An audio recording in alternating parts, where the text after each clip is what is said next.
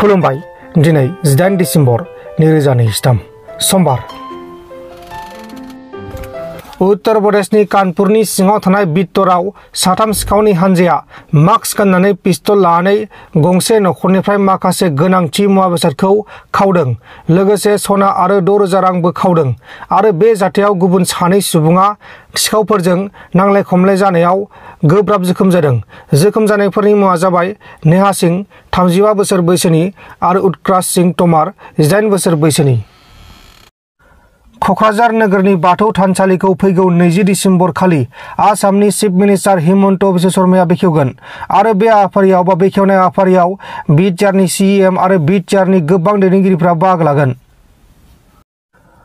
क'क्राझारनि बड'फा कमप्लेक्सआव 20थि बड'फा इउएन ब्रह्म सुबुंथिनि फायखि बान्थाखौ लादाखनि मुंदांखा सोलोंथाइगिरि थुलुंगाखांगिरि सनम वांचुक बिथांनो गथायनो थाखाय साखाफारा खालामगासिनो दङ। दिनै माने उपेन्द्रनाथ ब्रह्म माने ट्रास्ट आरो लोगोसे दुलाराय बर' फरायसा आफाद फैगौ माने 23 डिसेम्बर खालि क'क्राझारनि बड'फा कालचारेल कमप्लेक्स सान्दामारियाव थानाय बे मोनसे कालचारेल कमप्लेक्सआव जोङो 20थि उपेन्द्रनाथ ब्रह्म सल्जार अफ हिउमेनिटी एवार्ड 2023 मायथाइनि बे एवार्ड माने प्रेजेन्टेसनखौ होनो थांगासिनो दङ आरो देग्लायनि जेखिनि एवार्ड बेखौ मुस्रि सनम वांचुक जाय बिथाङा माने इन्जिनियार इनोभेटर आरो एजुकेशनल माने रिफर्मिस्ट बिथांनो बे बान्थाखौ होनो थांगासिनो दङ। दा बिथाङा 20थि बान्था माने नाजावगिरि आरो बिथाङा दिनै बे बान्थाखौ नाजावनो थाखाय माने फैगासिनो दङ। दा बेखायनो बे हाबाफारिखौ ग्रेन्ड माने मोनसे साक्सेस खालामनांगौनि थाखाय जोङो बयनिबो बाहागो लानाय आरो बयनिबो मदद जोङो बेखौ हास्थायदों।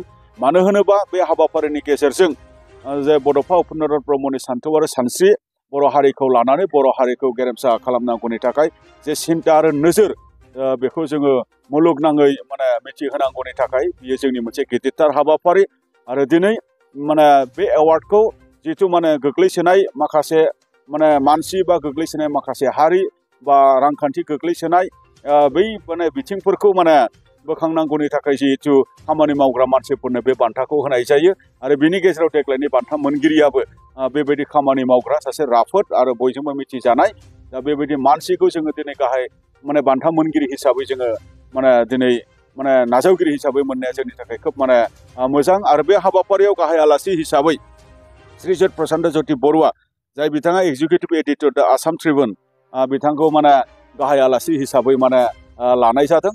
दा बेखायनो बेवहाय लैहोर बे हाबाफारिखौ मदद खालामलायनानै जे जोंनि बर' हारिनि माने साननाय बा बर' हारिनि बड'फा उपेन्द्रनाथ ब्रह्म जे साननाय सिमां गेरेमसा हारिनि बाथ्रा बा इमेज माने जे बर' हारिनि बे बाथ्राखौ मुलुगाव मिथिहोनायनि जेनाखि बे हाबाफारिनि गेजेरजों बे नोंथांमोननि अनसायनायजों जाफुंगोन होननानै आं मिजिंथिदों। नोंथांमोन दिननि खौरांफोरा बेखिनिल'मोन। बेखिनिसिम नायनायनि थाखाय नोंथांमोननिसिम रोजा रोजा साबायखर। गोजोन्थों। एसेनोसै। जय बर' हारिनि।